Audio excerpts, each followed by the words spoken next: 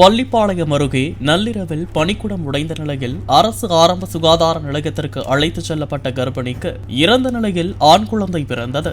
ஆரம்ப சுகாதார நிலையத்தில் நள்ளிரவில் மருத்துவர் யாரும் இல்லாத நிலையில் 8 மாத கர்ப்பிணியான கௌசல்யாவுக்கு பிரசவம் பார்த்த செவிலியர்கள் பனிக்குடம் உடைந்ததால் வயிற்றிலேயே குழந்தை மூச்சு திணறி இறந்துவிட்டதாக தெரிவித்தனர். மருத்துவர் இருந்திருந்தால் குழந்தையை காப்பாற்றியிருக்கலாம் என கூறி உறவினர்கள் வாக்குவாதம் செய்தனர்.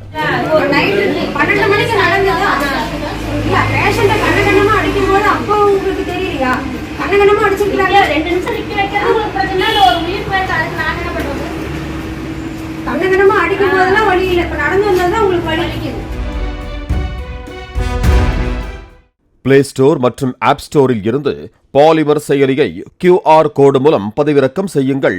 செய்திகளை உடனுக்குடன் பெறுங்கள்.